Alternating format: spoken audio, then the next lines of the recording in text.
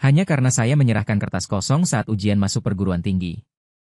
Ayah saya sangat marah hingga mengusir saya dari rumah. Ketika saya hampir mati kelaparan di jalanan. Seorang kakak perempuan cantik di lokasi konstruksi membawa saya pulang untuk memberi saya makan dan bekerja. Dia bahkan membelikan saya itu. Saya memberitahunya bahwa ayah saya sangat kaya. Saya pasti akan membalas budinya di kemudian hari, tetapi dia pikir saya bercanda dan berkata tidak. Sebenarnya identitas asli saya adalah tuan muda terkaya di ibu kota. Ujian masuk perguruan tinggi hanyalah masalah kecil bagi saya. Bahkan jika tidak ada nilai, saya masih bisa belajar di luar negeri. Tetapi ketika saya menyerahkan kertas kosong, ayah menghentikan semua kartu saya dan mengusir saya dari rumah. Mengatakan bahwa saya bukan dari keluarga lu. Tidak ada anak seperti kamu. Kamu sudah terbiasa nyaman sejak kecil. Jika tidak merasakannya, kamu tidak akan tahu bagaimana menghargai penderitaan dunia. Saya tidak percaya bahwa tanpa kalian, saya masih bisa menghidupi diri sendiri. Akibatnya, karena saya tidak punya ijazah, tidak punya pengalaman, saya bahkan tidak bisa mendapatkan pekerjaan. Akhirnya saya melamar menjadi pelayan. Mencuci piring sepanjang hari. 9 dari 10 masih kotor. 1 lagi saya pecahkan. Jadi hari itu saya diusir oleh bos. Saat ini saya sangat merasakan penderitaan dunia. Tetapi saya lebih baik mati kelaparan daripada meminta bantuan keluarga. Setelah berkeliling seharian di luar, saya lelah dan lapar. Saya melihat seseorang makan nasi kotak di tepi lokasi konstruksi. Dia terlihat kurus. Keringat di wajahnya menetes melalui kulit ke kemeja yang sedikit terbuka. Di kerahnya, ternyata dia seorang gadis. Dia berhenti makan, mendongak menatapku. Pipinya yang merah terbakar matahari justru semakin mempesona. Saya berjongkok di sampingnya sambil menelan air liur. Kamu juga ingin makan? Saya mengangguk. Dia tersenyum dan bangkit untuk membeli nasi kotak lagi. Celana kerja longgarnya robek di bagian belakang. Samar-samar. Memperlihatkan adik perempuan yang pemalu. Aku tidak bisa menahan tawa terbahak-bahak. Dia menyadari aku tertawa terbahak-bahak. Menoleh ke belakang. Keberuntungan langsung menyebar ke diriku. Setelah dia menyerahkan kotak makan siang kepadaku, dia buru-buru melepas kemejanya dan melilitkannya di pinggang. Hanya mengenakan pakaian ketat berwarna putih, dengan tonjolan besar di dadanya. Aku memegang kotak makan siang dan terpaku di tempat. Apakah ini yang boleh aku lihat? Tidak peduli soal rasa malu. Aku makan nasi dengan lahap. Terima kasih atas kotak makan siangmu. Namaku Lu Chen. Kalian Shen 11. Apakah kita pernah bertemu? Dia mengangguk dengan mantap. Sebelumnya saat liburan musim panas aku sangat bosan di rumah. Ayahku menyuruhku untuk merasakan hidup di restoran keluarga. Aku di depan mendengar Shen 11 mencuci piring di dapur belakang.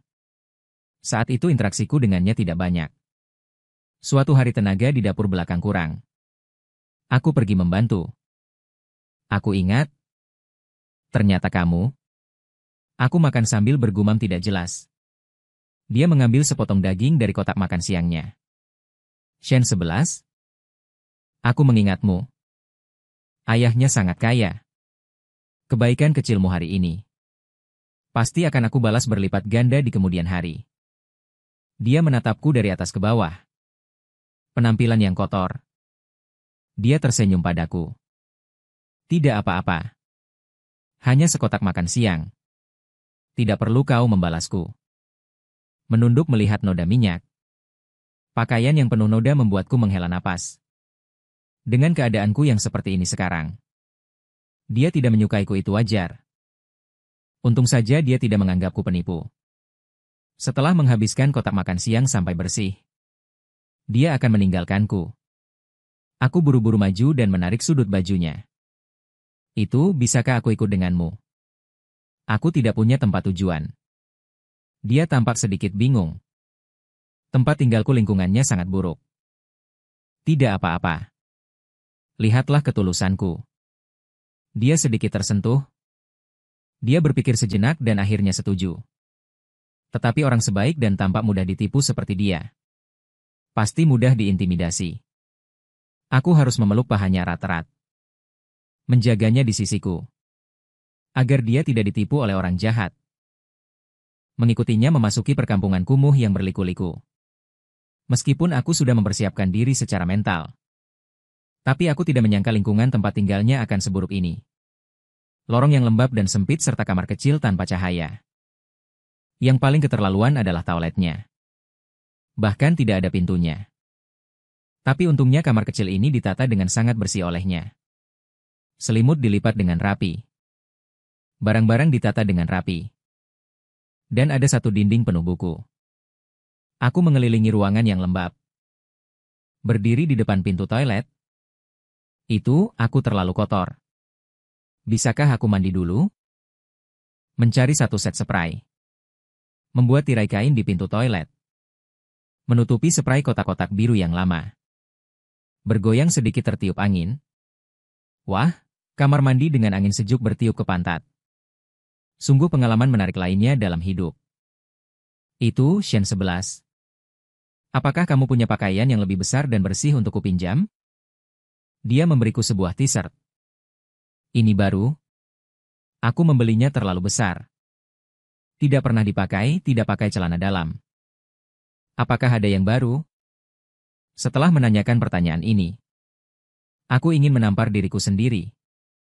Benar saja, dia tersipu lagi. Aku akan membelikannya untukmu di supermarket bawah. Lalu dia membelikanku sebungkus celana boxer. Ukuran pinggang tinggi kakek itu bahkan masih terlalu kecil. Sungguh? Mau bagaimana lagi? Pakai saja seadanya. Tidak ada pemanas air. Aku mengangkat tirai dan menjulurkan kepala. Sampai-sampai aku ingin menampar diriku sendiri karena kedinginan. Shen 11 meletakkan buku di tangannya. Tersenyum malu-malu. Aku biasanya mandi air dingin. Kamu mau air panas? Akan kubuatkan. Lalu dia mengambil ember plastik merah. Menuangkan air panas berulang kali untukku. Aku sangat tersentuh olehnya. Ini adalah pertama kalinya dalam hidupku. Seseorang merebus air untukku dengan ketel. Untuk mandi. Setelah merebus 30 atau 40 ketel air panas, sekring listrik langsung trip. Membuatku terkejut dalam kegelapan. Saat ini, Shen 11 baru saja memperbaiki sekring listrik. Cahaya yang tiba-tiba menyala membuat kami berdua sedikit linglung. Dia tertegun sejenak. Dengan tatapan panik. Cepat pakai pakaian. Jangan sampai masuk angin. Di kamar kecil itu hanya ada satu tempat tidur selebar 1,2 meter. Dia mengganti spray yang bersih. Dan tidur di atas tikar bambu di lantai. Kamu tidur di ranjang saja. Kamu perempuan. Dia masih ingin mengatakan sesuatu tetapi dihentikan oleh sedikit kesopanan ini. Aku masih memilikinya. Dia tidak bisa menolak. Aku takut kedinginan. Jadi dia menambahkan lapisan kertas lagi di bawah tikar bambu. Gaya lembut dan telitinya sekali lagi menyentuh hatiku. Tapi dia berbeda dari semua pria yang pernah kutemui sebelumnya. Meskipun statusnya sangat berbeda. Aku masih merasa ada cahaya yang tak tertandingi di dalam dirinya. Tengah malam terbangun oleh suara gemerisik. Suara berisik. Benda asing merayap di lenganku. Menakutiku hingga melompat ke tempat tidur. Berguling dan merangkak menuju Shen 11 untuk meminta tolong. Shen 11 sangat terkejut olehku. Dan tidak bisa mendorongku menjauh. Setelah menyalakan lampu, kami menemukan seekor kecoak gemuk. Dia menatapku dengan angkuh. Seolah mencemoohku. Aku ketakutan dan bersembunyi di belakang Shen 11. Seluruh tubuhku merinding. Bagaimana bisa ada kecoak sebesar ini? Shen 11 dengan tenang menggunakan sol sepatunya untuk membuat kecoak kembali ke tisu toilet. Membereskan tempat kejadian perkara. Lalu mendisinfeksi dengan alkohol. Penampilannya yang terampil benar-benar membuat orang merasa kasihan. Aku akan membeli kelambu besok. Serangga tidak akan merayap di tubuhmu. Dia dengan gemetar tidak berani mematikan lampu untuk tidur. Dia malah mengangkat sudut mulutnya dengan nakal. berkata. Menyalakan lampu akan menarik serangga lain. Malam itu tidur dengan sakit pinggang dan punggung. Karena tanahnya lembab. Dan menghindari serangga. Keesokan harinya aku bangun. Aku sudah ditumbuhi banyak eksim. Dia tanpa basa-basi. Langsung mengambil uang dari laci. Ingin membawaku ke rumah sakit. Melihat uang receh di tangannya. Aku tahu dia sudah mengumpulkannya sedikit demi sedikit untuk waktu yang lama. Bagaimana aku tega dengan masalah kecil yang tidak penting ini? Laki-laki kulitnya tebal dan cepat sembuh. Tidak bisa begitu. Sudah, jangan bicara lagi. Sekarang pergi ke rumah sakit. Di area istirahat rumah sakit. Aku melihatnya berdiri di depan loket pembayaran. Dengan hati-hati memberikan dan menghitung uang di tangannya untuk membayar. Punggungnya yang kurus membuat hati sakit. Aku bersumpah dalam hati. Aku harus memperlakukannya dengan lebih baik. Lebih baik lagi, dia tinggal di tempatnya. Bagaimanapun juga, aku harus membantunya. Jadi aku ingin pergi ke lokasi konstruksi bersamanya untuk mengangkut batu bata. Shen 11 tertawa terbahak-bahak. Pekerjaan ini terlalu berat. Kamu tidak bisa melakukannya dengan lengan dan kakimu yang kurus ini. Kenapa aku tidak bisa? Shen 11 tidak bisa membantahku. Membawaku ke lokasi konstruksi. Tanpa diduga, baru 1 jam. Pinggang dan punggungku sudah sakit. Cepat pulang. Kamu tidak terbiasa. Sangat mudah terluka. Shen 11 berjinjit. Memperbaiki helm pengaman di kepalaku. Memamerkan gigi putihnya sambil tersenyum padaku. Lihat wajahmu penuh debu. Sedang apa? Tidak bekerja. Malah bermesraan di sini. Manajer proyek yang sombong itu merebut. Ma Yiding bersembunyi di tempat teduh. Terus-menerus meminta para pekerja untuk bekerja dengan cepat. Semua orang panas dan lelah datang. Setelah Shen 11 menjawab. Menoleh ke belakang dan melihatku mengeluarkan beberapa lembar uang tunai yang kusut. Perutku lapar. Pergilah membeli sesuatu untuk dimakan. Aku akan bekerja dulu. Aku kembali padanya dan dia mendorong gerobak yang penuh dengan batu bata. Bergegas masuk ke celah. Pakaian di tubuhnya basah oleh keringat. Menempel erat pada kekurangan tubuh. Aku sangat terkejut. Bagaimana tubuhnya yang kurus bisa menahan? Gerobak yang begitu berat dan uang yang dia berikan padaku, aku menahan hidung tersumbatku. Semakin aku merasa uang kertas di tanganku panas. Mencari uang? Benar-benar tidak mudah di hari yang panas seperti ini. Di siang hari masih membiarkan para pekerja terpapar matahari untuk bekerja. Ini terlalu menindas orang, kan? Di siang hari seharusnya membiarkan semua orang beristirahat, kan? Ma Yiding mengangkat alisnya. Dengan rokok di mulutnya, berkata dengan tidak jelas, dari mana anak bau ini berasal? Kau menyuruhku melakukan sesuatu? Sekarang suhunya sudah lebih dari 40 derajat. Kau masih membiarkan para pekerja bekerja di luar ruangan. Bisakah kau bertanggung jawab? Ma Yiding memadamkan puntung rokok.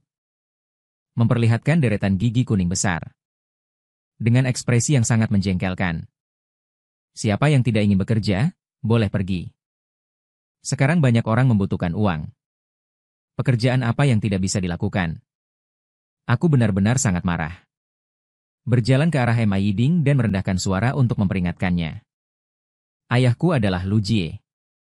Semua kompleks perumahan di sini miliknya. Sebaiknya kau tahu diri. Dia. Ma Yiding tertegun. Kemudian senyum di wajahnya perlahan membesar. Pada akhirnya, dia bahkan tertawa sampai tidak bisa berdiri tegak. Ayahku masih Lika Ashing. Hahaha. Untuk pertama kalinya dalam hidupku, aku merasa tidak berdaya. Rasanya seperti memukul kapas. Ternyata setelah aku keluar dari perlindungan ayahku, aku bukan apa-apa. Aku memberikannya kepada pamanku yang paling menyayangiku. Sudah menelepon? Paman kedua. Bisakah Anda membantu saya mengurusnya? Manajer proyek di lokasi konstruksi masih menyuruh para pekerja bekerja di tengah hari bolong. Yuan? Ayahmu tidak mengizinkan kami untuk ikut campur. Atau kau minta maaf padanya. Laulu benar-benar bertindak terlalu jauh kali ini. Tetapi aku tidak ingin kembali ke rumah itu. Bahkan jika dia datang memohon padaku. Aku tidak akan kembali. Benar saja, tidak lama kemudian. Seseorang di lokasi konstruksi mengalami heat stroke. Hampir jatuh pingsan. Saat pingsan, Shen 11 menemukannya dan membawanya ke area istirahat. Paman Chen yang mengalami heat stroke beristirahat lama sebelum pulih. Sambil mengipasi dirinya dengan pinggiran topinya. Paman Chen menghela napas. Untung ada Shen 11. Anak ini? Kalau tidak, hidupku sudah tamat. Aku menyerahkan air padanya. Paman Chen. Minumlah air untuk meredakan panasnya. Paman Chen tampak heran. Kamu anak yang bersih dan rapi. Kenapa datang ke lokasi konstruksi untuk menderita? Aku datang bersama Shen 11. Paman Chen menerima air dan minum seteguk besar. Sambil menggelengkan kepala dengan tak berdaya. Kalian semua anak baik. Shen 11 sangat malang. Setelah ujian masuk perguruan tinggi, dia datang ke lokasi konstruksi untuk mengumpulkan uang sekolah. Apakah kamu juga datang untuk mengumpulkan uang sekolah? Aku merasa sangat malu ditanya seperti ini. Kau hanya menggelengkan kepala. Tidak, aku hanya mencari nafkah. Aku tidak mungkin mengatakan bahwa aku gagal dalam ujian masuk perguruan tinggi. Dan diusir dari rumah oleh ayahku. Shen 11 tahu suasana hatiku sedang buruk. Berusaha sekuat tenaga untuk membuatku tertawa. Jadi dia membawaku makan jajanan pinggir jalan yang enak. Penuh sesak dengan pekerja yang baru saja pulang kerja. Mereka sepertinya sangat mengenal Shen 11. Tersenyum dan menyapa. Shen 11, ini pacarmu ya? Tampan sekali. Shen 11 terkejut. Aku merangkul bahunya untuk menyangkalnya. Kami bersaudara. Baiklah. Paman-paman sekalian. Kalian jangan mengejek keluarga kami lagi ya. Shen 11? Dia itu pemalu. Tawa Ryu kembali pecah. Shen 11 dengan wajah merah menarikku untuk duduk. Kamu sama sekali tidak punya malu. Aku tersenyum sambil mengedipkan mata padanya. Kak! Adegan apa yang belum pernah kulihat. Dia mengambilkan daging ikan dari mangkuknya untukku. Aku menolak karena dulu pernah tersedak duri ikan. Tenggorokan? Jadi tidak berani makan lagi. Dia menatapku tanpa daya. Membuang duri ikan. Makan perut ikan. Memberikan semua perut ikan yang sedikit durinya untukku. Kamu jadi tidak makan daging. Tidak apa-apa melihatnya makan dengan serius. Mataku terasa panas. Sangat menyayangi. Dulu aku selalu suka memesan banyak makanan. Setiap hidangan hanya dicicipi sedikit. Sungguh boros. Sekarang baru tahu. Ada begitu banyak orang yang tidak tega membuang sebutir nasi pun yang jatuh di meja. Apakah kamu sudah terbiasa? Aku tersenyum dan mengangguk. Namun melihat seekor ulat hijau kecil di dalam sayuran hijau. Tiba-tiba kulit kepalaku merinding. Jika ini dulu, aku pasti sudah melompat. Dan pasti sudah menjungkir balikan meja. Namun saat ini, pemilik restoran berusaha keras memasak. Di punggungnya masih menggendong bayi kecil yang sedang menangis. Masih berusaha keras menjalani hidup. Bagaimana aku tega merusak ketenangan ini? Aku merendahkan suara setelah ini. Aku akan memasak untukmu. Terus makan di luar. Terlalu boros. Shen 11 mendongak. Sudut bibirnya terangkat. Kamu serius?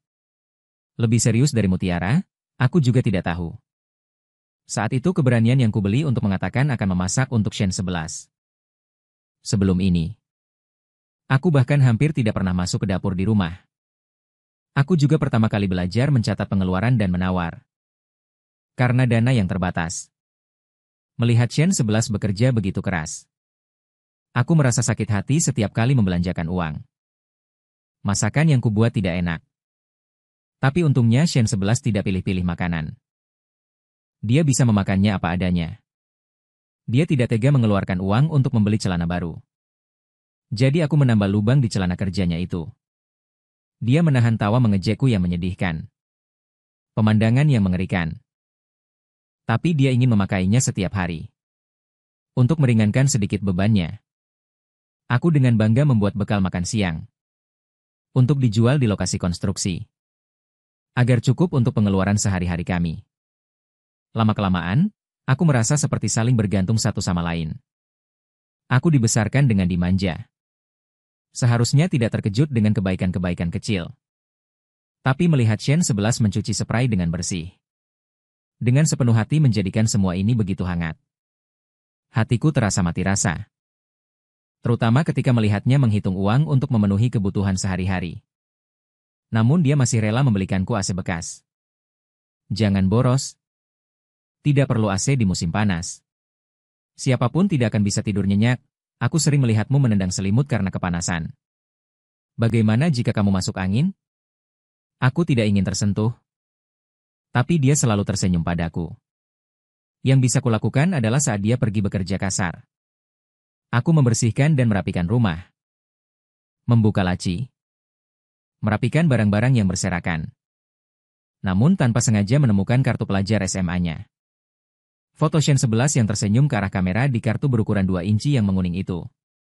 Terlihat seperti bisa mendapat nilai 200. Aku berhenti tersenyum dan melihat ke bawah. SMA Nanyang. Ini adalah SMA terbaik kami. Para siswa di sana adalah orang-orang pilihan. Setiap tahun sekolah mengirim siswa ke Universitas Tsinghua dan Peking. Banyak siswa, pada akhirnya, aku meremahkannya. Si bodoh ini. Saat itu ponselku berdering. Ayahku meneleponku. Aku sudah lama pergi. Dia baru ingat padaku. Paman keduamu sudah memberitahuku. Kamu sekarang sudah menderita. Kalau tahu salah pulanglah. Aku lalu menggunakan spatula untuk mengaduk masakan. Sambil menyetel suara ponsel. Dengan suara keras mengatakan aku baik-baik saja. Sudah dulu ya. Aku sedang memasak. Aku mematikan ponsel dengan sikuku. Bersenandung. Hatiku merasa sangat lega. Kenapa? Ingin aku menyerah. Itu tidak mungkin. Aku ingin memberitahu Laulu bahwa tanpa dia, aku juga bisa hidup dengan baik. Tetapi setelah selesai memasak, Shen 11 tak kunjung pulang. Aku meneleponnya beberapa kali. Tetapi tidak ada yang menjawab. Baru saja aku akan keluar untuk mencarinya di lokasi konstruksi. Telepon berdering. Halo. Kenapa kamu belum pulang? Achen, Shen 11 sekarang sedang dilarikan ke rumah sakit kota. Kepalaku berdengung. Dokter, aku hampir tidak bisa mendengar apa yang dikatakan orang di telepon. Sejak kecil aku benci bau rumah sakit. Dalam ingatanku, ibuku menghabiskan saat-saat terakhir hidupnya di rumah sakit. Dia dulunya sangat cantik. Tetapi karena melawan kanker, kemoterapi, menjadi sangat kurus. Saat pergi, aku hampir tidak mengenalinya, dia hanya meninggalkan seuntai kalung. Tetapi sampai sekarang aku masih familiar dengan bau disinfektan. Aku takut dan napasku tidak teratur. Aku sangat takut dalam hidupku. Orang penting akan pergi lagi. Saat tiba, Shen 11 sedang didorong ke ruang operasi. Perban di bahunya berlumuran darah. Kaos putihnya penuh dengan noda darah merah cerah. Bibirnya yang tadinya merah merona, sekarang sangat pucat. Dia sudah dalam keadaan setengah sadar.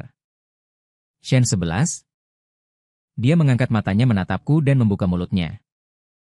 Tetapi tidak bisa mengatakan apa-apa. Aku memegang tangannya, menahan hidungku yang sakit. Aku tahu soal uang. Kamu tidak perlu khawatir. Dokter dengan cemas mendorongnya ke ruang operasi. Menoleh dan menatapku. Sebagai anggota keluarga pasien, cepat urus prosedur rawat inap. Aku berpesan kepada dokter untuk menjahit lukanya dengan baik dan cantik. Dia sangat mencintai pintu ruang operasi. Menutup beberapa pekerja. Dengan cemas berdiri di luar ruang operasi menunggu. Paman Chen maju. Menarikku. Chen, jangan khawatir dulu.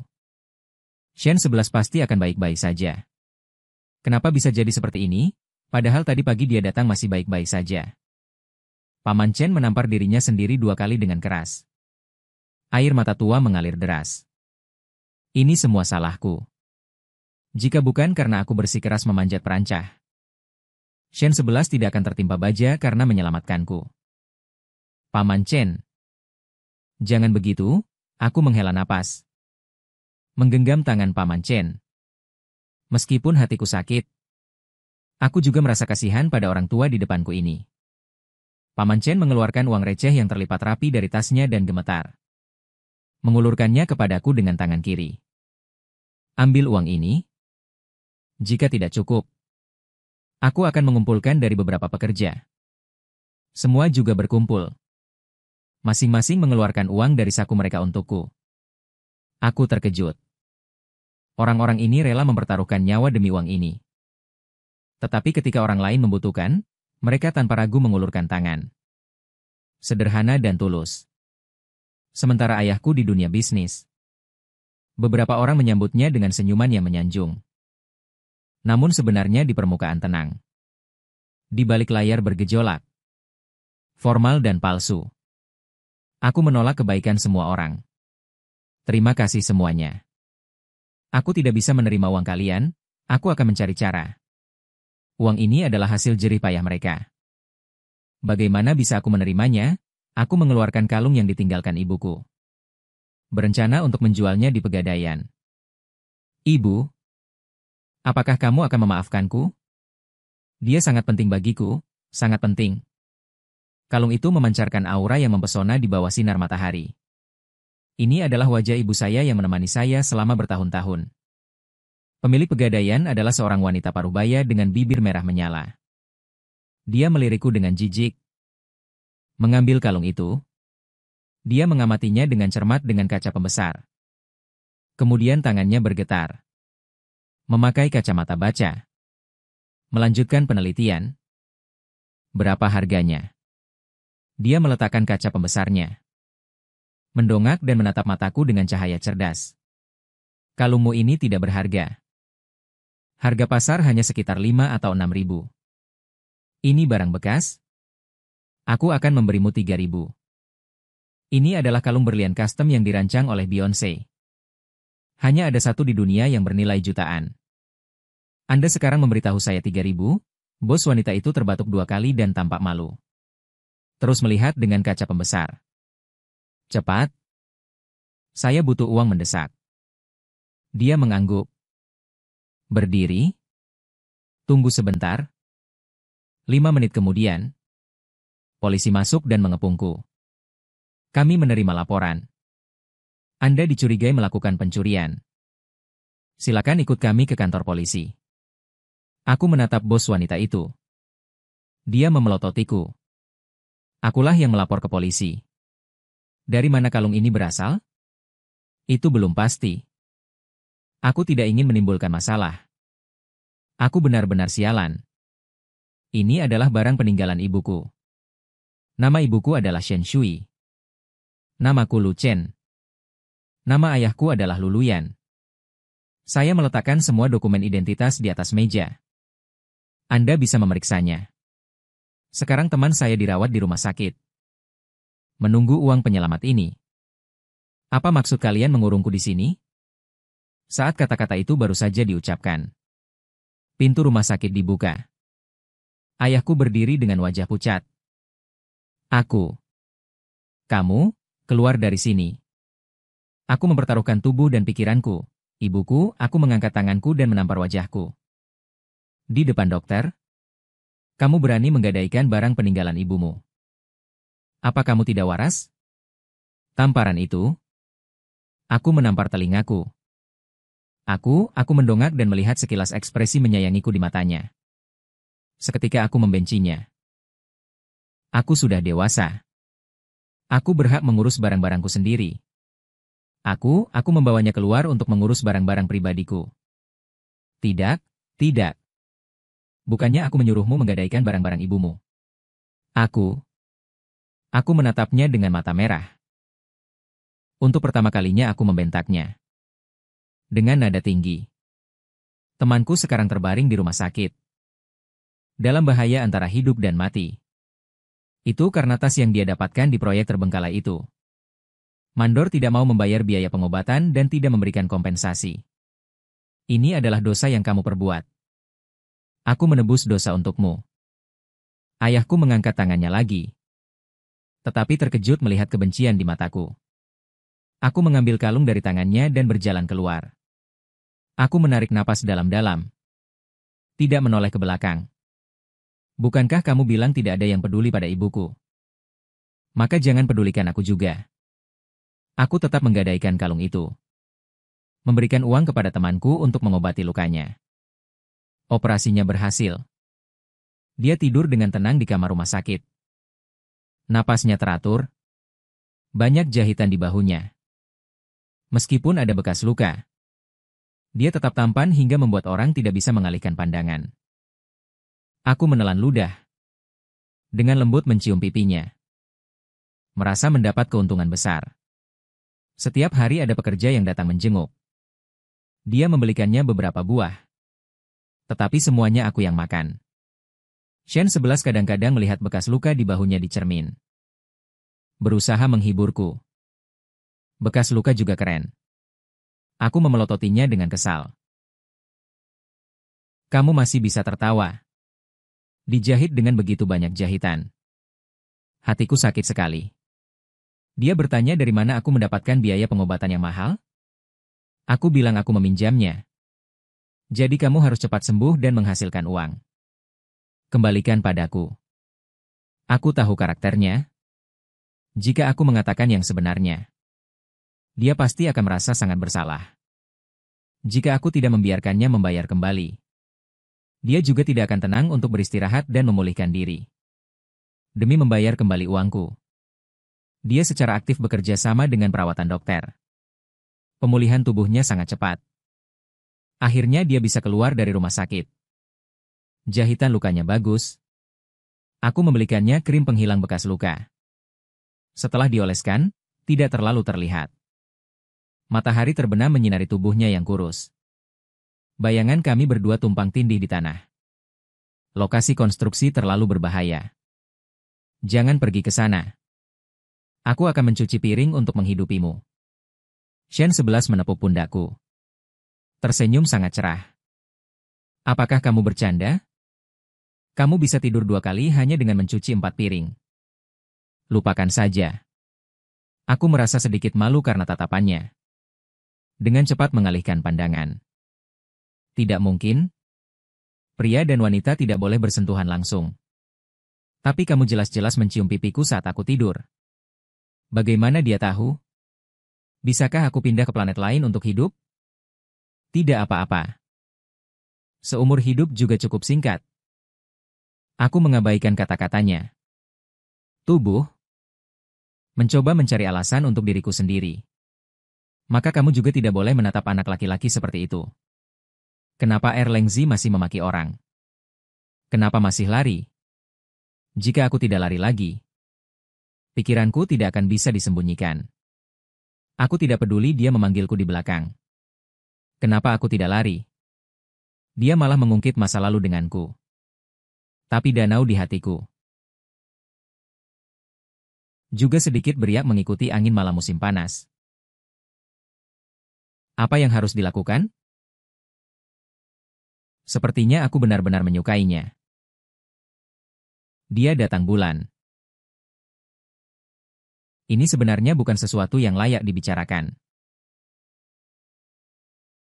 Tapi kali ini sangat dramatis.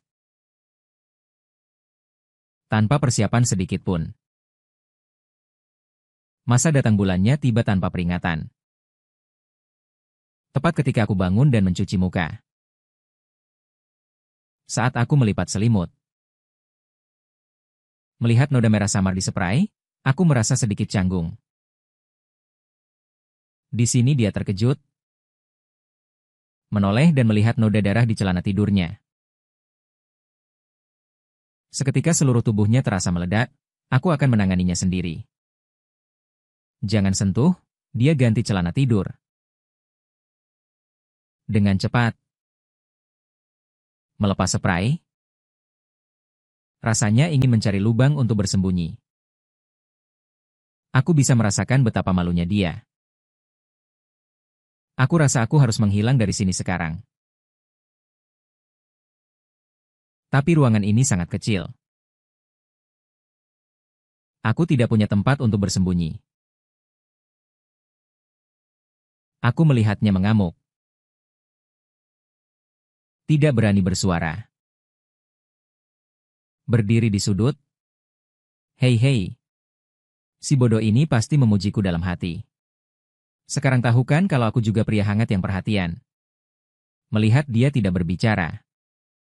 Aku menjemur spray dan duduk di depannya. Kenapa? Apa yang kubeli salah? Bukan, bukan. Dia buru-buru menggelengkan tangan menyangkal. Bahkan agak tidak berani menatap mataku yang penuh semangat. Aku hanya bisa memberinya janji palsu. Menutupi emosi di dalam hati. Kamu sangat baik padaku. Wajar jika aku melakukan hal kecil untukmu. Saat aku mendapatkan kembali identitas tuan muda nanti, pasti akan membalas kebaikanmu. Dia hanya menopang pipinya. Tersenyum padaku. Aku tidak butuh apapun. Aku hanya butuh kamu. Aku mengacak-acak rambutnya. Dasar katak buruk ingin makan angsa. Dia tidak berbicara. Berkacak pinggang dan mendengus. Ya Tuhan. Ekspresinya saat merajuk sangat lucu. Tawaku tiba-tiba berhenti. Menelan ludah dengan gugup. Kemudian mencondongkan tubuh ke depan dan memeluknya. Shen 11. Aku menyukaimu. Kembang api itu meledak di duniaku. Kepalaku hampir meledak. Jantungku berdetak kencang. Aku tidak bisa bernapas. Dalam kebingungan, dia membenamkan kepalanya di dadaku. Kenapa tiba-tiba menyatakan cinta? Lenganku memeluknya erat-erat. Dia malas bernapas. Napasnya yang manis dan lembut. Aku tidak ingin menjadi saudara denganmu. Begitu kata-kata ini keluar, aku sendiri merasa geli. Entah sejak kapan, aku semakin peduli padanya. Ternyata yang bilang kita bersaudara seumur hidup, pada akhirnya tidak rela hanya menjadi saudara. Itu juga aku. Shen 11 tetap bersikeras pergi ke lokasi konstruksi untuk mengangkut batu bata. Pekerjaan di sana memang berat. Tapi uang yang diberikan memang relatif lebih banyak. Aku kasihan padanya. Tetapi juga tidak bisa membantahnya. Hanya bisa membiarkannya saja. Yang bisa kulakukan adalah memasak lebih banyak makanan enak untuknya dan menjual lebih banyak kotak makan siang. Selama dia dirawat di rumah sakit, keterampilan memasakku meningkat pesat. Dia sekarang makan makanan yang aku buat. Dan matanya akan berbinar gembira. Dia hari ini membuat daging angsa. Aku menopang pipiku dan melihatnya makan dengan lahap. Hatiku sangat senang. Jika kamu suka, aku akan membuatkanmu hidangan daging sapi setiap hari. Aku bisa makan apa saja. Selama itu kamu yang membuat. Aku suka si bodoh ini. Membicarakan pujian berlebihan sama sekali tidak baik. Aku terhibur olehnya, lalu kenapa? Apakah kamu masih ingin aku menjadi kepala rumah tangga untukmu? Shen 11 buru-buru menjelaskan. Aku tidak bermaksud begitu. Tiba-tiba suatu hari sebuah surat pemberitahuan dikirim ke lokasi konstruksi. Shen 11, Xinghua. Rekan kerja Xinghua dengan gembira mengangkat paket itu dan berlari ke arah sini. Semua orang langsung membentuk lingkaran. Cepat buka dan biarkan aku menyentuhnya. Lihat aku tidak bicara. Dia terus menghiburku. Gaji beberapa bulan ini dibayarkan. Mari kita pergi ke Beijing bersama. Aku menatapnya dengan kesal, Bertanya apa yang membuatnya bekerja keras seperti ini. Uang yang diperoleh pasti akan digunakan untuk sekolah. Kupikir kau akan merasa senang jika pergi bermain. Dulu aku sering menggesek kartu ayahku untuk membeli pakaian mahal. Tapi sekarang membiarkanku menggunakan uang Shen 11 untuk berbelanja. Aku sungguh tidak bisa melakukannya. Tidak apa-apa. Aku sangat senang untukmu. Ayo bersulang. Lihat aku tersenyum. Dia diam-diam menghela napas lega. Bersulang denganku. Meneguk habis. Tapi kenyataan selalu menghantam kepala. Proyek konstruksi yang seharusnya segera dimulai sekolah masih belum membayar uang. Para pekerja membuat keributan besar. Banyak dari mereka memiliki anak. Dan hanya menunggu gaji. Untuk membayar biaya sekolah anak-anak. Sekarang pergi untuk meminta gaji. Tetapi ditolak. M.A. Yiding tampak seperti babi mati yang tidak takut air mendidih. Merokok sambil duduk di kantor meminta uang. Tidak perlu nyawa. Kalian ambil ini, Shen 11 menghentikan M.A. Yiding. Tindakanmu ini melanggar hukum. Aku bisa menggugatmu. Oh, bukankah ini lulusan berprestasi dari Tsinghua? Silakan gugat. Lihat siapa yang bisa bertahan lebih lama. Tinjuku langsung mengepal. Barang macam apa yang berani menindasku? Shen 11 sehebat apapun dalam belajar. Dia hanyalah seorang siswa 18 tahun. Bagaimana dia bisa melawan rubah tua seperti ini? Jika aku bisa membantunya. Aku bersedia menundukkan kepala dan meminta maaf pada ayahku.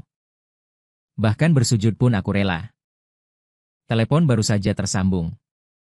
Dalam sedetik sudah diangkat. Suara ayahku terdengar sedikit terkejut. Apakah ini Aceng? Ayah. Mengapa pembayaran konstruksi? Kalian terus menahan pekerjaan? Sekarang para pekerja sedang menunggu uang penyelamat. Perumahan ini? Aku hanya bekerja sama denganmu dan paman. Aku sudah mentransfer uangnya. Mereka tidak membayar para pekerja. Aku juga tidak enak hati. Aku menceritakan kejadian di lokasi konstruksi kepada ayahku. Begitu aku memberitahunya. Asalkan uang para pekerja dilunasi. Dan M.A. Yibin dipecat. Aku akan pulang. Ayahku terdiam selama 2 detik. Menghela napas. Baiklah. Aku akan mencari cara. Tapi kau harus mendengarkanku untuk pergi ke luar negeri. Belajar dengan baik. Aku menyetujuinya. Benar saja, efisiensi kerja Laulu masih tinggi. Malam itu, M.A. Yiding dipecat. Manajer proyek yang baru datang mengumpulkan semua orang. Dan membayar semua upah. Paman Chen berkata dengan gembira. Besok dia akan pergi untuk menyimpan biaya sekolah anak-anaknya. Shen 11 memegang upahnya. Dengan hati-hati membungkusnya dalam amplop. Memberiku semua uang tanpa menyisakan sepeser pun. Kamu pegang ini. Nanti bisa digunakan untuk menyewa rumah di Beijing. Aku benar-benar sulit mengatakannya. Fakta bahwa aku akan meninggalkannya.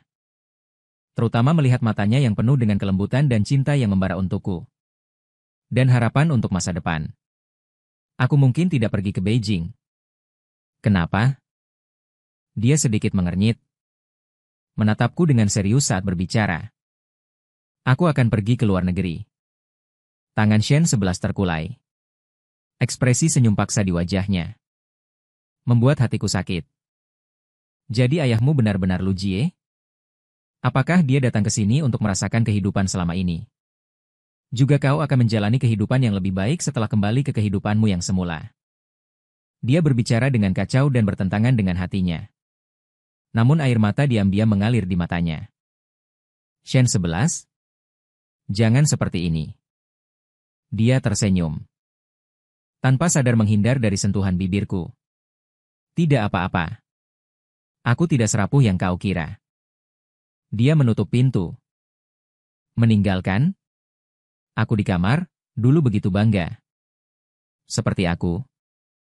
Namun saat ini air mata mengalir deras. Aku tidak punya keberanian untuk berpamitan padanya. Saat dia keluar dan belum kembali. Aku pergi. Membereskan rumah dengan rapi. Mengembalikannya seperti semula. Semuanya terlihat seolah aku tidak pernah ada. Aku meninggalkannya kartu bank. Di dalamnya ada hasil penjualan kalung.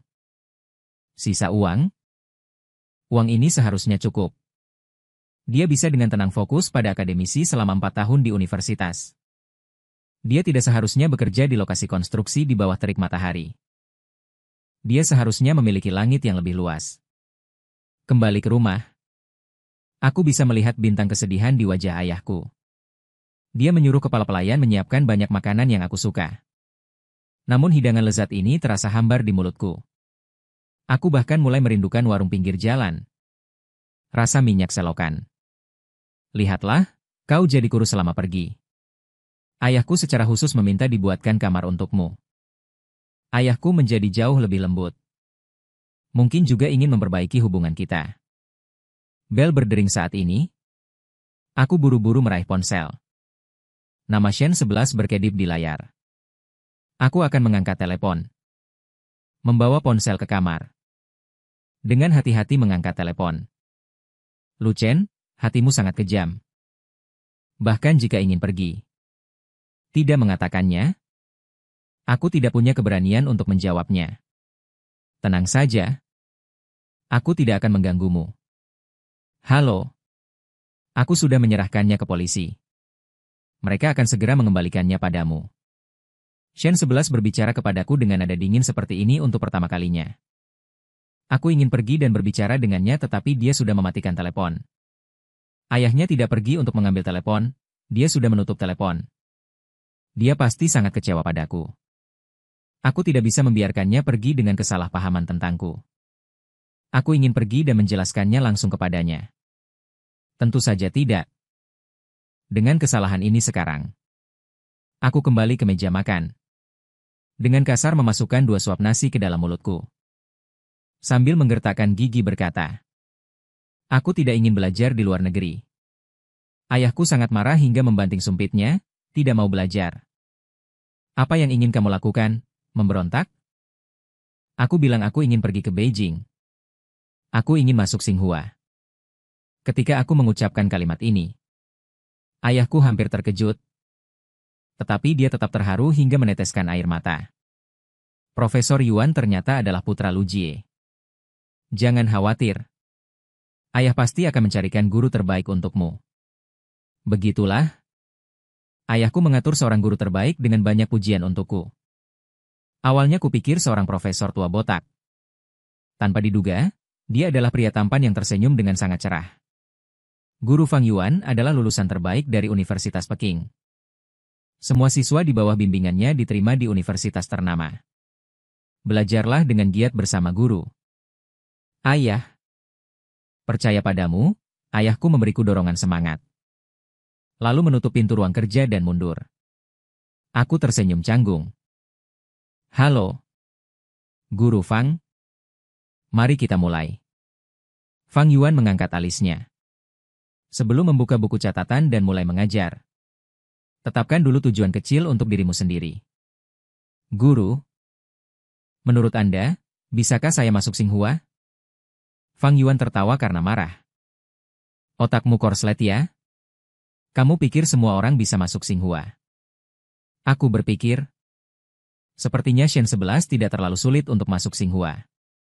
Aku menyipitkan mata untuk menunjukkan ekspresi penuh harap. Jadi, bisa atau tidak? Bisa atau tidak? Bisa. Tergantung takdirmu. Tidak peduli. Bangun jam 5 setiap hari. Belajar keras. Masih saja tidak jelas dalam ujian. Saya juga kenal seorang jenius di Tsinghua. Setiap hari bekerja paruh waktu. Les tambahan. Juga santai saja lulus dengan mudah. Tiba-tiba saya jadi tertarik, oke deh. Saya sangat suka orang aneh seperti itu. Seperti adik kelas saya. Kalau kamu lihat berita pasti tahu. Saya ingat juara umum jurusan sosial humaniora tahun itu. Saya seperti tersambar petir, sangat kecil, dengar-dengar. Benar-benar hebat. Saya tertawa pada Tsinghua. Sudah lupakan saja.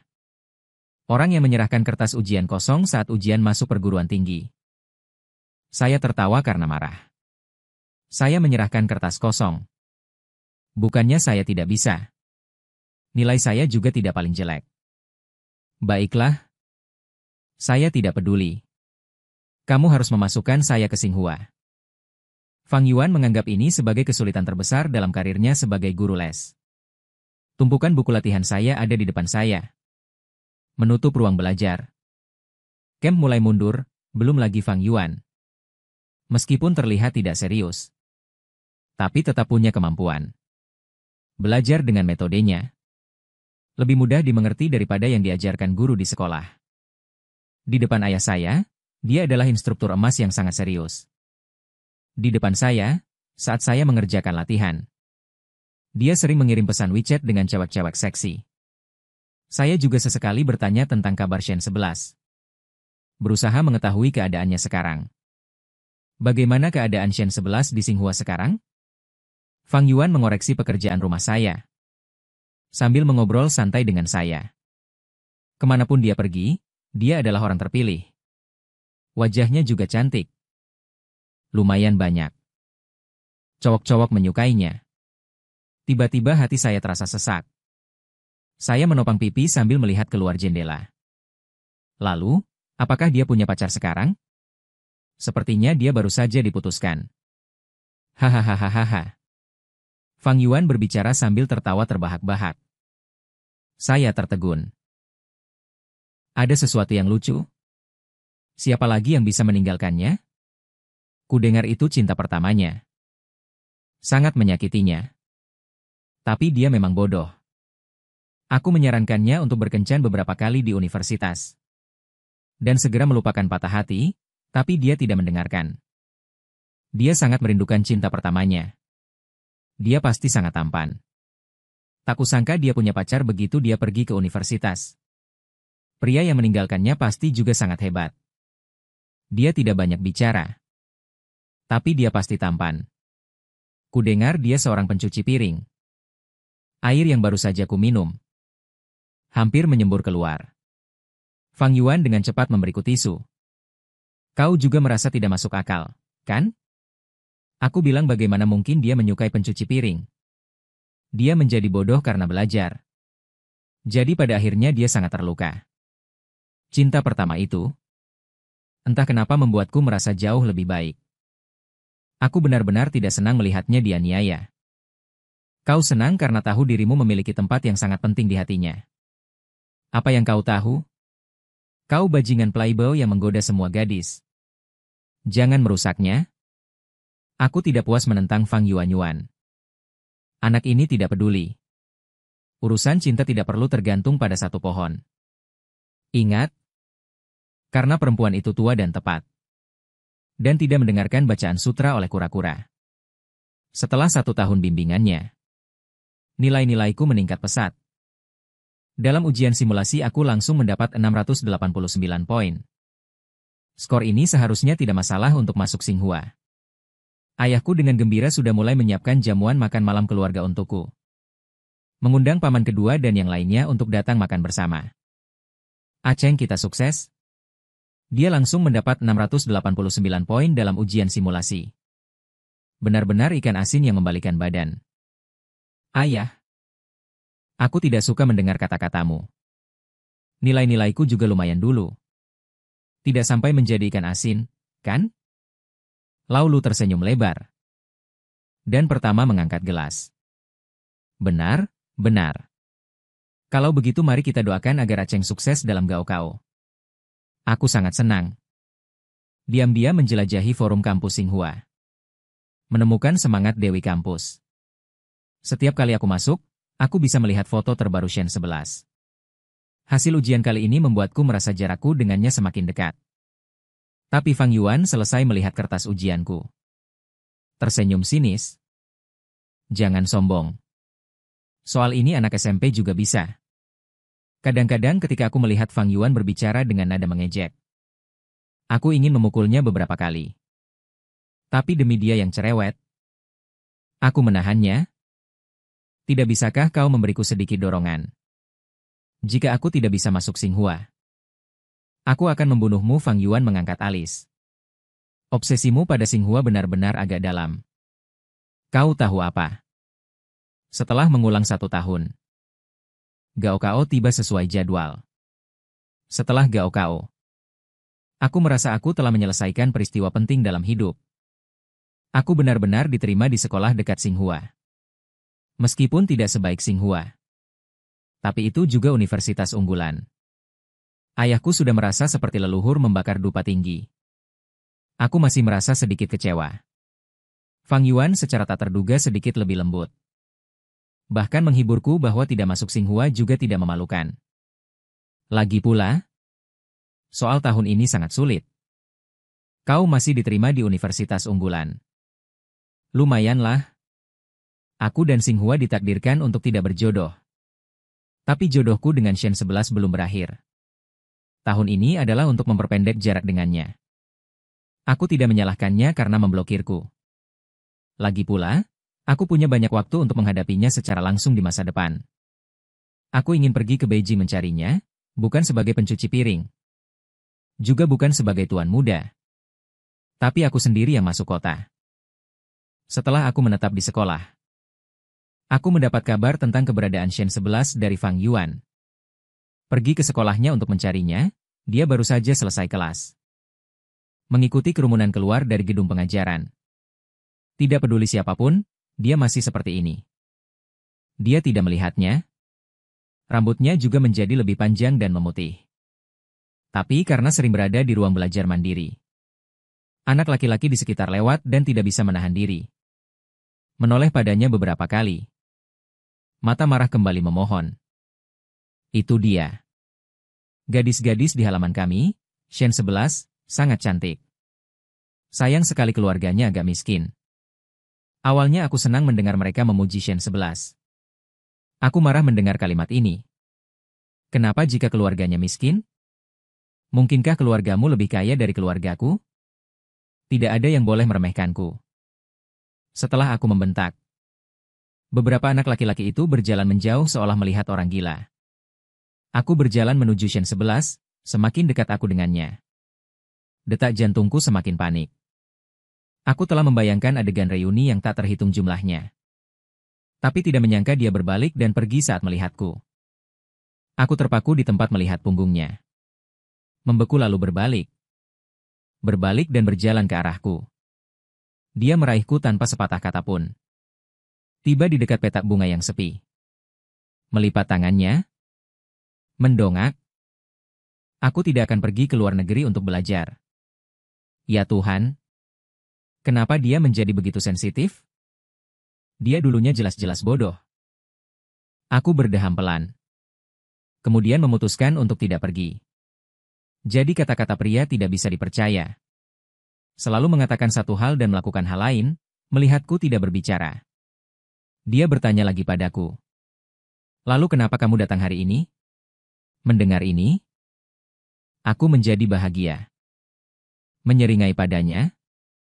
Dia tersenyum. Aku diterima di sekolah dekat denganmu. Kita bisa sering bertemu. Dia memasang wajah dingin. Siapa yang mau bertemu denganmu? Dulu kamu pergi begitu saja. Ingin kembali ya kembali saja. Sepertinya amarahnya belum hilang. Sudah setahun dan aku tidak tahu apakah aku bisa membujuknya. Aku dengan sedih meraih tangannya. Jangan marah padaku. Aku pasti akan menebusnya. Hehe, tidak perlu selesai. Hatiku dingin. Mungkinkah aku harus mengejar istri ke krematorium? Dalam situasi ini, aku hanya bisa meminta bantuan dari luar. Aku dan Fang Yuan sudah belak-belakan. Akulah cinta pertama Shen 11 yang tidak tahu berterima kasih itu. Apakah kau ingin temanmu bahagia? Apakah kau ingin muridmu memohon padamu? Fang Yuan, bantu aku. Fang Yuan bergosip di telepon. Dengan sangat nikmat. Dia bilang aku sangat energik sampai mati. Jadi kau benar-benar pergi ke lokasi konstruksi untuk mengangkut batu bata. Itu bukan intinya. Aku hampir dibuat marah olehnya. Sungguh? Kaisar yang panik. Kasih masih lambat dan tidak terburu-buru. Baik, baik, baik. Apa yang kau butuhkan dariku untuk membantumu? Mulai hari ini, kau adalah informanku. Setiap hari beritahu aku jadwal dan situasi Shen 11. Aku tidak punya banyak pekerjaan rumah. Aku akan memberimu 2 kali lipat kenyataannya. Aku akan segera mengirimkan jadwalnya minggu ini kepadamu. Dia selalu suka melakukan sesuatu sesuai rencana. Dengan tambahan bantuan dari Fang Yuan. Setiap hari aku muncul tepat waktu di jalan tempat Shen 11 pulang sekolah. Membelikannya buah. Membeli banyak makanan enak dan memasukkannya ke tangannya. Apa yang bagus dari Shen 11 ini? Ingin menjadi dingin dan menyendiri. Tapi kepribadiannya hangat. Dia tidak bisa membuatku malu di depan umum. Setiap kali aku hanya bisa menerimanya. Lalu dengan suara rendah mengancam agar aku tidak datang lagi. Percaya atau tidak, aku akan langsung membuang barang-barang ini. Aku melihat alisnya terangkat dari direktur. Dia bilang aku punya hak untuk membuang barang-barangku sendiri. Aku tidak percaya dia bisa melakukan ini dengan baik. Dia tidak bisa berbuat apa-apa terhadap teman-teman sekelasnya yang tahu tentang keberadaanku. Setiap kali aku muncul, mereka berbeda. Aku mulai bersorak. Hanya ada satu siswa laki-laki yang tatapannya tidak ramah. Dari mulut Fang Yuan. Aku tahu bahwa anak laki-laki itu dan Shen 11 sering belajar bersama. Dia sepertinya bernama Qiao Wei. Cukup tampan. Dan merupakan dewa kampus yang cerah. Malam itu, saya melihat fotonya di postingan dewa kampus di Tieba Universitas Tsinghua. Tetapi dia sendiri tidak terlihat secerah di foto. Awalnya saya menunggu Shen 11 selesai kelas di bawah, tetapi Qiao Wei melihat saya terlebih dahulu. Dan memberi saya beberapa sarkasme. Tidakkah kamu sadar dia tidak menyukaimu? Terus mengejar. Apakah kulitmu sedikit tebal? Membuatku hampir bersumpah serapah. Tetapi saya harus tetap menjaga kesopanan dasar. Apakah dia menyukai saya atau tidak? Bukan urusanmu. Dan setelah mengatakan itu, dia mencibir. Sambil tersenyum. Kamu bukan orang pertama yang mengejar Shen 11. Tetapi tidak ada yang bisa masuk ke hatinya. Saya menyarankan kamu untuk menyerah. Agar kamu tidak malu. Kamu teh hijau laki-laki semacam ini. Saya bisa mengenalinya dalam sekejap. Jangan berlagak di depan saya. Apa bagusnya menjadi anjing penjilat? Shen 11 keluar dari gedung pengajaran. Dan kebetulan melihat kami berdua dalam suasana tegang. Kalian berdua sedang apa? Sejujurnya, sejak kecil saya selalu berani marah. Jika Shen 11 tidak datang, mungkin saya akan langsung bertengkar dengannya di tempat. Qiao Wei kembali ke penampilannya yang cerah dan lembut. Dan mengatakan bahwa saya menyiramnya dengan air kotor. Saya baru saja akan membantah ketika Shen 11 dengan tenang. Mengatakan bahwa dia bukan orang seperti itu. Saat itu, seketika semua amarah di hati saya sudah cukup. Dan saya merasa tidak salah mencintai orang. Qiao Wei menjadi cemas. Menghentikan Shen 11. Jika kamu tidak menyukainya, katakan saja terus terang. Agar dia tidak selalu muncul dan mengganggu belajarmu. Saya mendongak dan melihat bahwa dia benar-benar tega membuat saya malu di depan umum. Tetapi bagaimanapun juga dia adalah Shen 11 yang saya kenal. Tatapannya menyapu wajah saya yang merah karena marah. Dan ada sedikit rasa sakit di matanya. Kemudian dia berbalik dan berkata kepada Qiao Wei. Qiao Wei, aku menyukainya. Setahun kemudian. Kembang api meledak lagi di benakku. Tapi kali ini lebih dahsyat dari sebelumnya. Kali ini adalah Gatling raksasa. Kembang api bintang bertaburan di duniaku. Begitu indah hingga melihat teh biru hijau di depan mata. Terasa enak dipandang. Sejujurnya, melihat ekspresi malu Qiao Wei, aku cukup senang. Shen 11 bahkan berpura-pura acuh tak acuh. Tetapi ketika aku diprovokasi, dia masih akan berdiri di sisiku tanpa syarat. Aku meraih pedang Shen 11. Mataku mencuri pandang padanya dengan main-main. Jadi kamu masih peduli padaku. Benar kan? Jangan tidak mengakuinya. Shen 11 menghela napas. Sudah selarut ini? Kamu kembali ke sekolah dulu. Aku takut gelap. Kamu antar aku kembali. Di dalam bus, aku memeluk Shen 11. Kali ini dia tidak mendorongku. Tapi dia yang sombong masih keras kepala. Melihat keluar jendela tanpa mengucapkan sepatah kata pun. Aku menghela napas. Menyodok pipinya. Kamu masih marah? Dia menoleh menatapku, matanya bersinar seperti bintang. Kapan kamu akan pergi lagi setelah datang ke Beijing kali ini? Kali ini aku tidak pergi. Kemanapun kamu pergi, aku akan pergi ke sana. Apakah aku salah lihat? Jelas ada senyum yang tak tertahankan di sudut bibirnya. Namun dia masih menoleh keluar jendela untuk menyembunyikannya. Yang tidak dia ketahui adalah melalui jendela mobil yang transparan. Kaca yang memantulkan cahaya. Bisa melihat senyumnya yang hampir mencapai pelipis. Benar-benar orang bodoh. Hahaha. Aku tidak akan membongkarnya. Beberapa hari ini aku bolak-balik sekolah dan Xinghua. Benar-benar lelah. Aku tidak tahu kapan aku tertidur di bahunya. Bus tiba di halte. Dia mendorongku dengan lembut. Aku sudah sampai, aku membersihkannya. Menyeka air liur. Bingung? Mengikutinya turun dari mobil. Melihat setetes air liur besar di pakaiannya. Tiba-tiba merasa malu dan menggali tanah dengan jari kaki di depan gerbang sekolah. Ingin menariknya ke hotel untuk tinggal sampai wajahku. Teman-teman di sekitarmu terkikik. Shen 11 memerah lagi. Mendorong tanganku. Kamu sakit ya? Cepat masuk sana. Kemudian berbalik dan berjalan ke kerumunan. Setelah setahun tidak bertemu, dia menjadi jauh lebih cantik. Menjadi fokus di antara kerumunan. Huhu, kenapa punggung wanitaku begitu cantik? Untuk sesaat aku menjadi panas. Berteriak memanggil namanya ke arah punggungnya. Shen 11, ayo kita bersama. Gerakan berjalannya. Berhenti karena malu. Menutupi wajahnya dan berjalan cepat ke depan. Aku bisa membayangkan wajahnya yang memerah. Sudut mulutnya pasti tersenyum. Namun, dia masih bersikeras berpura-pura menjadi orang asing. Menertawakanku karena bodoh. Aku berlari ke arahnya dengan gembira. Bersama-sama melompat ke mobil yang kembali ke sekolahnya. Dia menoleh menatapku. Dengan ekspresi terkejut. Kenapa kamu naik lagi? Aku mengantarmu kembali ke sekolah. Membosankan? Aku hanya ingin bersamamu lebih lama. Aku menunduk menatap wajahnya yang merona. Merasa seluruh dunia dipenuhi gelembung merah muda.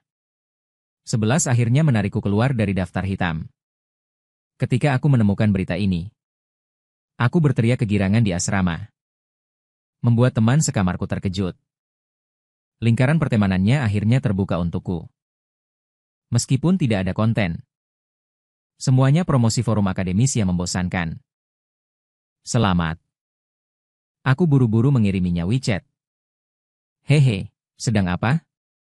Belajar sendiri. Besok aku ada pertandingan basket, datanglah untuk menonton. Tidak ada waktu. Sepertinya aku harus menggunakan kartu trufku untuk memohon padamu. Menarik Nona Shen 11. Mohon datang dan menyemangatiku. Aku akan membelikanmu banyak sekali makanan enak. Ye. Dia tidak menolak.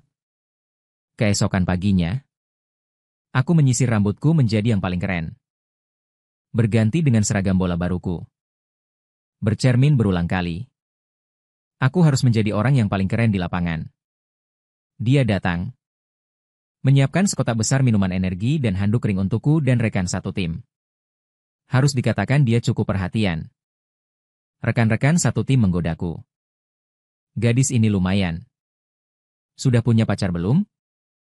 Kau bantu aku tanyakan padanya. Apakah aku boleh? Aku menjawab untuknya. Kamu tidak boleh.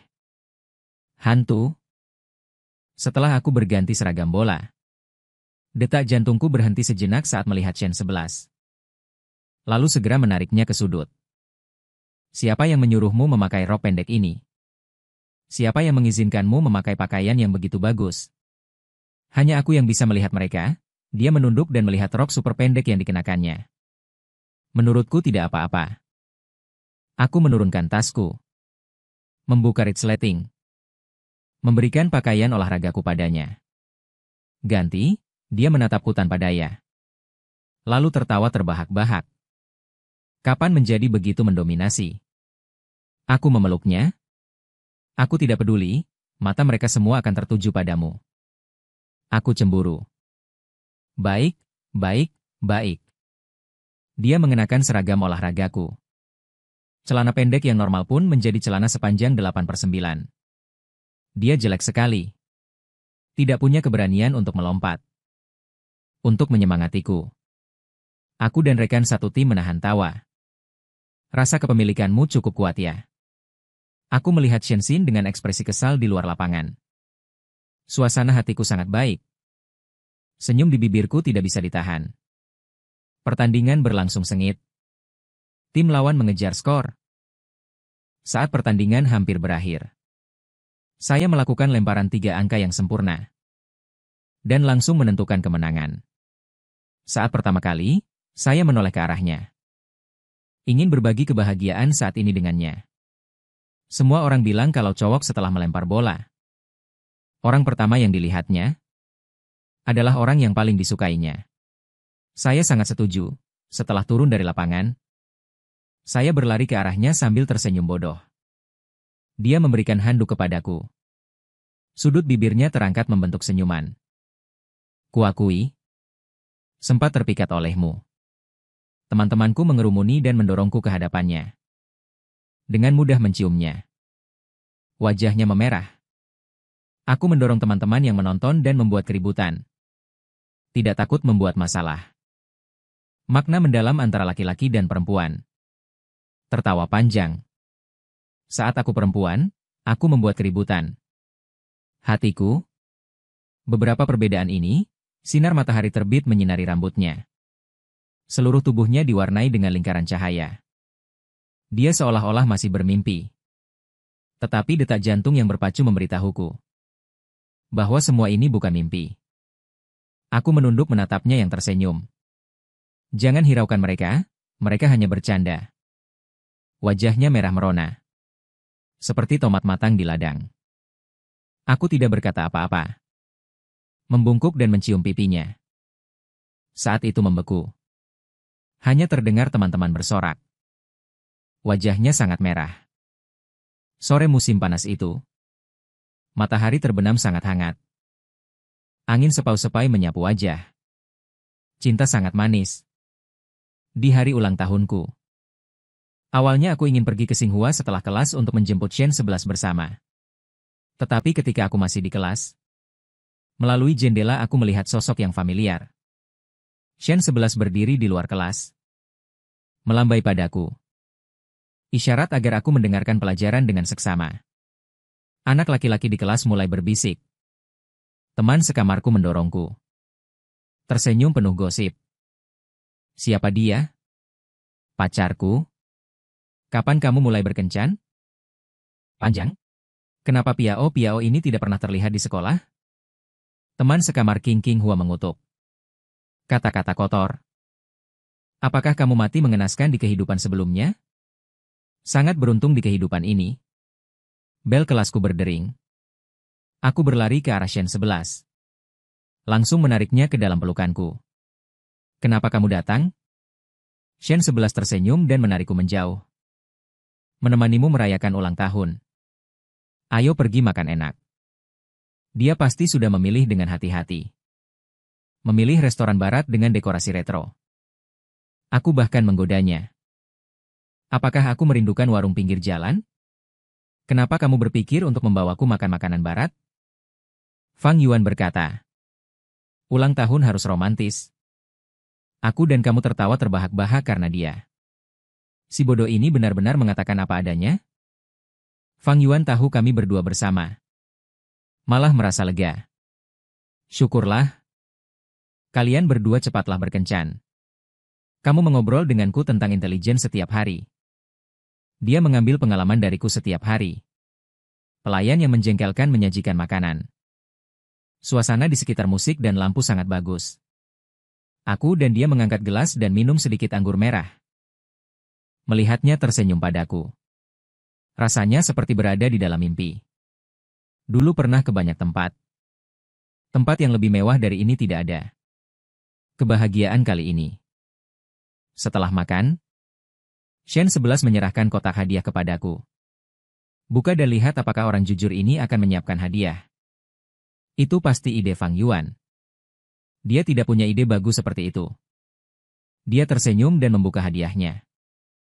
Di dalamnya ada pena bulu yang indah. Aku sedikit terkejut. Aku tidak melihatmu mencatat di kelas. Bukankah itu karena aku tidak mengirimimu sesuatu? Jangan-jangan kamu berpikir aku tidak mencatat. Karena tidak ada dia yang tersenyum.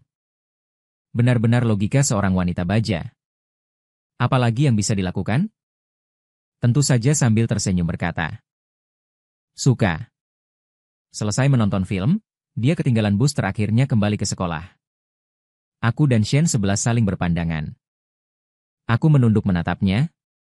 Sebenarnya tinggal di luar juga tidak masalah. Di sebelah sekolahku ada hotel.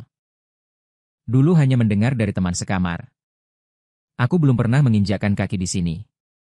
Ketika kami memasuki hotel, Shen 11 merasa seperti melakukan kesalahan. Dia dengan benci menyembunyikan wajahnya. Aku pergi ke meja depan dan melihat cermin di meja depan. Aku melihat telingaku memerah. Mengambil kunci kamar.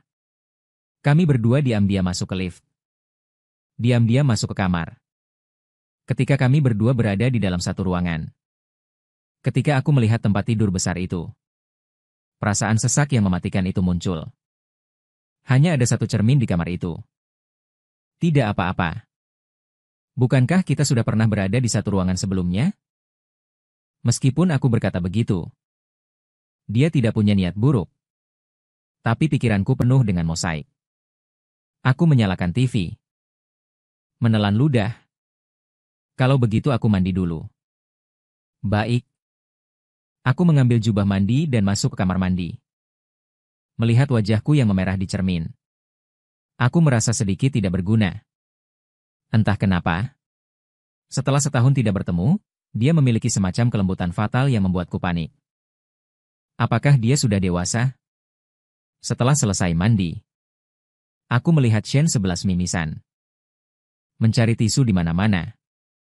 Aku panik. Memberikan tisu kepadanya. Kenapa kamu mimisan? Mungkin hari ini terlalu panas. Seharusnya tadi membeli tisu hidung. Dia menjelaskan dengan wajah memerah. Sambil berjalan menuju kamar mandi. Aku berbaring di tempat tidur mendengarkan suara air di kamar mandi. Saat berbalik melihat ke kamar mandi, aku seperti tersambar petir. Kaca kamar mandi dipenuhi uap. Namun samar-samar terlihat sosoknya yang berlekuk. Aku bahkan bisa membayangkan air yang jatuh di kulitnya terasa halus. Tiba-tiba, hidungku terasa panas. Mimisan. Aku segera menarik tisu dan membersihkan hidungku. Ini benar-benar memalukan. Jika Shen 11 tahu. Aku mimisan saat melihatnya mandi dan lain-lain. Jadi, tadi saat aku melihat langit-langit. Sambil tersenyum bodoh bertanya pada kutu buku di rumahku. Benar-benar sudah dewasa. Aku bisa pura-pura tidak melihat apa-apa. Dengan begitu, dia tidak perlu merasa malu. Setelah mandi, dia berbaring di tempat tidur. Terus berada di tepi tempat tidur. Menyentuh ini dan itu menunda waktu.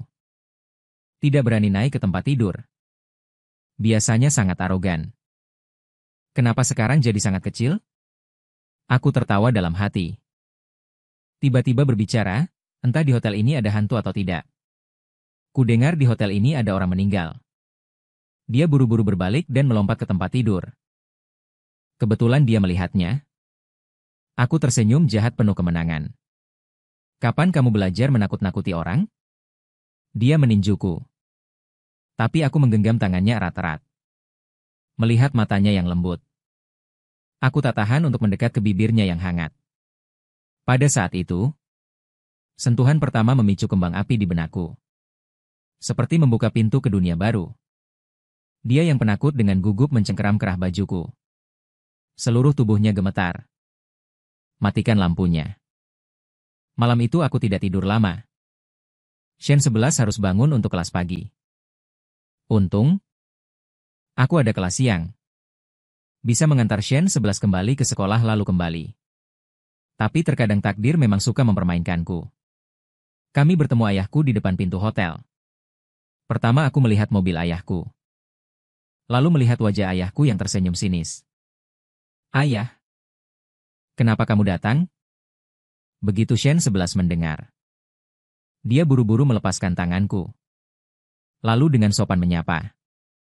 Halo, Paman. Saya Shen 11. Aku tahu, kamu tidak sederhana. Alasan mengapa putraku ingin masuk Tsinghua. Itu karena kamu ingin masuk Tsinghua ya? Aku berdeham pelan. Menutupi rasa malu. Bukankah ini jelas tidak lulus ujian?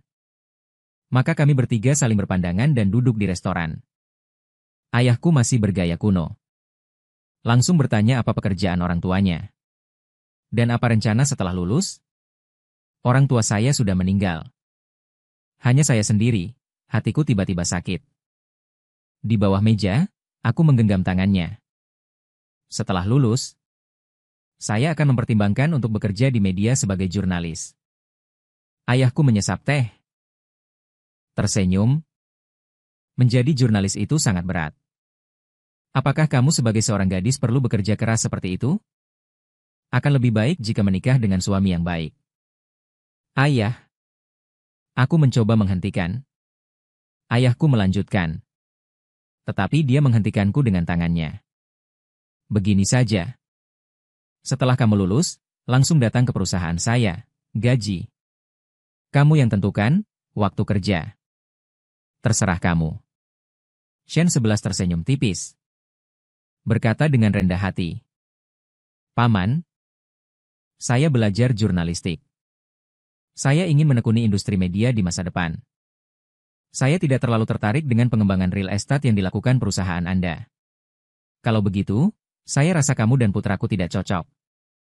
Yang saya cari adalah istri yang baik yang bisa membantu putraku. Ya Tuhan.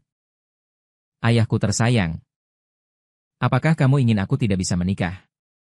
Dan tidak peduli selama seumur hidup, ya kan? Saya rasa saya yang paling cocok untuknya. Dalam hati saya sudah melihat Shen 11. Dia juga menatapku dengan penuh semangat. Aku telah melihatnya dalam keadaan yang paling sunyi dan jujur. Yang saya suka darinya adalah sifatnya yang cerah. Baik hati. Dan saya juga tidak buruk dalam studi. Setiap tahun saya berada di urutan pertama, sekarang saya memberikan contoh kepada beberapa media dan kantor berita. Dan telah menerima undangan dari beberapa media. Paman kaya raya. Tetapi saya sekarang pasti setuju. Apakah pendapat saya semua mencintainya? Apakah ini masih Shen 11 yang saya kenal dulu? Apakah bayiku terlalu keren? Ada yang ingin saya menjadi orang pertama yang berani melawan ayah saya. Mulai sekarang, kamu adalah makan malam yang melelahkan bagiku. Apakah aku terlalu tegang? Setelah makan malam selesai, ayah tidak hanya tidak melarang. Saya dan Shen 11 berpacaran. Tetapi juga memberi saya kartu bank. Anak Shen 11 ini baik. Tidak serakah akan ketenaran dan kekayaan. Tidak suka mengambil jalan pintas. Dan juga memiliki idenya sendiri. Saya sangat menghargai uang ini. Kamu ambil dan belikan dia lebih banyak pakaian baru. Gadis-gadis semua suka cantik. Saya mengambil kartu ban itu. Dan langsung memeluk ayah saya. Saya tahu Anda juga akan menyukainya. Bahkan mengeluarkan perhiasan dari pelukannya dan menyerahkan kalung yang diberikan kepada ibumu. Saya menebusnya kembali. Dia selalu berharap melihatmu bahagia. Biarkan dia menemanimu. Mata saya pada saat itu. Pemandangan yang ramai menjadi kabur. Memikirkan tentang keegoisan saya di masa lalu dan kata-kata menyakitkan yang saya ucapkan. Saya juga sangat menyesal. Tetapi semua orang melakukan kesalahan. Dan akan selalu tumbuh dewasa. Bukan? Sejak bertemu dengan ayah saya, Shen 11 menjadi semakin sibuk. Frekuensi bertemu semakin berkurang. Bahkan terkadang hanya bisa video call. Dan setiap kali mengobrol, dia melakukan hal lain. Bahkan tidak melirik saya beberapa kali. Awalnya saya masih mengeluh. Ketika seorang wanita mulai berubah penampilan, itu berarti dia berubah hati. Shen 11 mengangkat kepalanya dan mengangkat sudut mulutnya di video. Tertawa. Tertawa. Begini saja sudah tidak tahannya. Orang lain berpacaran adalah makan, jalan-jalan, nonton film, dan membaca buku saat berkencan denganmu. Menulis siaran pers sendiri. Menyesal. Ya. Sangat menyesal. Kemudian membuat Shen 11 marah dan mengomeliku. Pada akhirnya dia memaksaku untuk mengakui kesalahan. Bagaimana mungkin aku menyesal? Bahkan jika awalnya aku tidak terbiasa dengan ritme ini. Dan merasa sedikit kesepian melihat orang lain berkelompok. Tetapi melihat dia demi masa depan anak-anak kami. Aku diam-diam mendukungnya. Mungkin karena terpengaruh olehnya. Aku juga mulai berusaha keras dalam studi. Setidaknya tidak membuatnya tertinggal. Sangat menghargai setiap waktu bertemu. Anehnya, tempat kencan kami bukan di perpustakaan, tetapi di ruang belajar. Ini adalah kehidupan kutu buku yang belum pernah aku alami sebelumnya. Siapa yang berani percaya? Hubungan seperti ini kami jalani selama 4 tahun. Teman sekamarku mengatakan bahwa kami adalah hubungan platonis. Aku tidak berani memberitahunya. Hasrat kami yang membara setiap kali bertemu selama bertahun-tahun ini. Dia dari malu-malu dan mudah tersipu. Berubah menjadi agresif dan suka mendorong ke dinding. Bahkan kata-kata kasarku yang tak henti-hentinya tidak dapat menandingi tatapan matanya yang menggoda. Setelah lulus, aku membuka perusahaan. Shen 11 berhasil menjadi jurnalis keuangan. Kami menikah di sela-sela pekerjaannya. Benar, yaitu waktu yang dia sisihkan. Sejak memulai bisnis, aku secara khusus membuka departemen teknologi untuk mengembangkan robot. Setelah 2 tahun, akhirnya mengembangkan robot pintar baru di acara peluncuran robot. Sepanjang jalan, lampu-lampu menyala terang dan wartawan terus mewawancarai hanya aku yang tahu. Selama bertahun-tahun ini, demi momen ini, aku dan Shen 11 telah melewati berapa banyak malam tanpa tidur.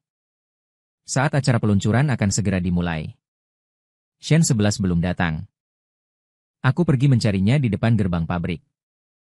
Saya menemukannya dihalangi oleh satpam di pintu masuk. Saya wartawan dari Elite Network. Hari ini ada tugas wawancara.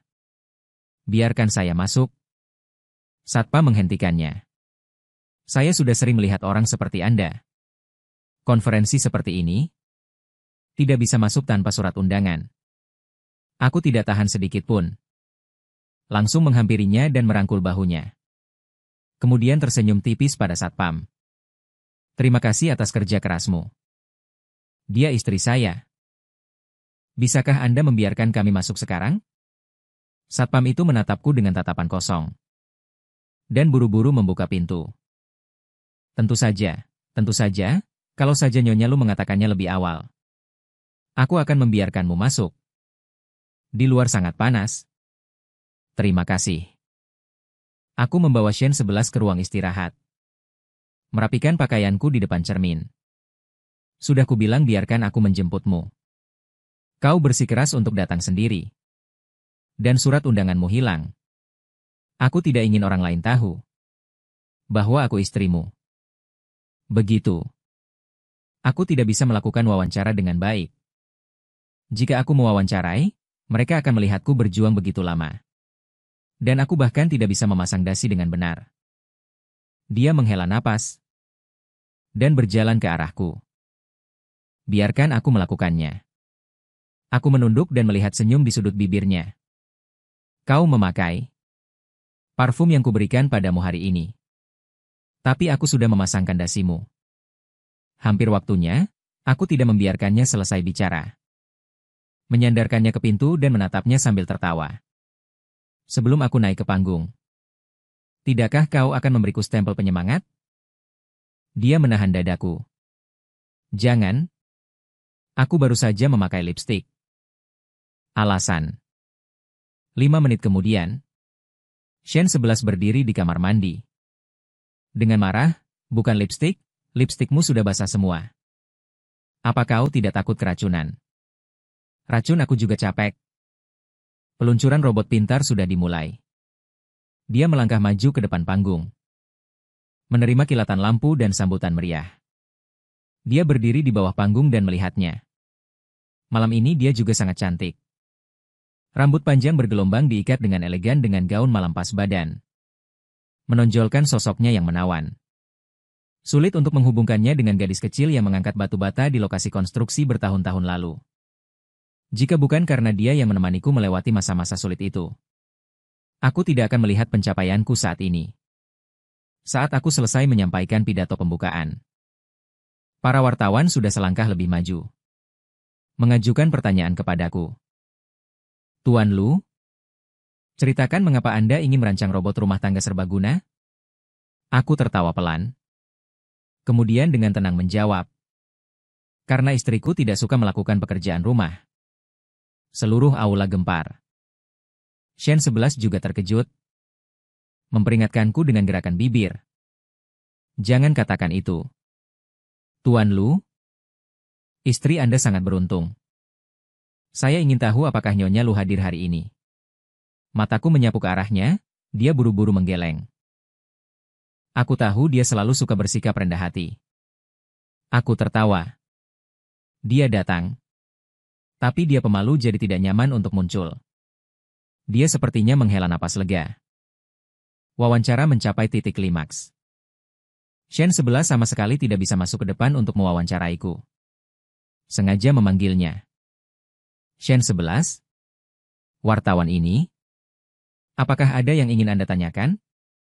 Dia mengangguk. Buru-buru maju. Memberiku mikrofon. Tuan Lu? Kudengar bagaimana Anda bisa sampai seperti sekarang setelah menyerahkan kertas kosong saat ujian masuk perguruan tinggi? Oke. Wartawan besar Shen-nya selalu dikenal karena kata-katanya yang tajam. Sekarang dia bahkan tidak melepaskan suaminya sendiri. Benar kan? Sejarah hitam bertahun-tahun. Apakah Anda tidak akan membiarkan bahkan celana dalam saya lolos? Baik. Lihat bagaimana aku akan menghukummu. Apapun yang dikatakan Tuan Lu tentang satu selimut. Tidak kenal riasan. Apakah dia mengatakannya? Untungnya aku bertemu denganmu berkat rebung. Menikahimu? Baru bisa menjadi milikku. Hari ini. Tapi jangan tiru aku. Ini adalah kejadian dengan probabilitas kecil. Seluruh ruangan tiba-tiba menjadi sunyi. Para wartawan semua menatapku. Shen 11 juga tertegun. Wajahnya memerah dan pucat, mikrofon di tangannya hampir jatuh ke tanah. Wartawan yang bijaksana sudah mengarahkan mikrofon kepadanya. Nyonya Lu. Bolehkah saya bertanya apakah Anda tidak diskriminatif? Melihat penampilannya yang panik, aku mulai merasa kasihan lagi. Berjalan mendekat. Lalu memeluknya. Maaf. Istri saya tidak menerima wawancara. Jadi konferensi pers ini. Kamu dan aku melindungi Shen 11 menuju belakang panggung. Berakhir. Konferensi pers robot yang bagus. Aku malah menjadi berita utama pencarian populer karena menebar cinta. Lihatlah Lu Chen. Mata memanjakan dan reporter. Di mana bisa menemukan pria sempurna? Ternyata istri Lu Chen adalah Shen 11. Ya Tuhan, dia adalah teman sekelasku. Peraih nilai tertinggi bidang humaniora saat itu. Siapa bilang tidak pantas? Dia merancang robot rumah tangga serba bisa untuknya. Hanya karena dia tidak suka melakukan pekerjaan rumah. Terlalu bodoh. Dia melihat komentar di pencarian populer. Dengan malu menyembunyikan wajahnya di dadaku. Kamu terlalu berlebihan. Aku tersenyum sambil membelai rambutnya dengan lembut. Menikah denganku sangat memalukan sehingga kamu tidak tahu. Aku muak dengan sanjungan. Setelah semua orang tahu bahwa kamu adalah suamiku. Bosku menjadi lebih lembut. Aku kehilangan kesenangan saling beradu argumen dengan bos. Dia melirikku. Kamu sekarang punya uang. Dan ada banyak wanita berbakat yang menempel padamu. Aku meletakkan buku di tanganku. menatapnya dengan serius. Tapi tidak setiap wanita pernah melihatku compang-camping. Dan tidak semua orang bisa menemaniku melewati masa-masa tersulit. Dia berlinang air mata. Bersandar di pelukanku. Dan tidak semua orang bisa menjual malam ibunya demi aku. Aku sedikit terkejut. Ternyata dia tahu semua hal ini. Dia dengan mesra menyentuh wajahku. Meyakinkanku.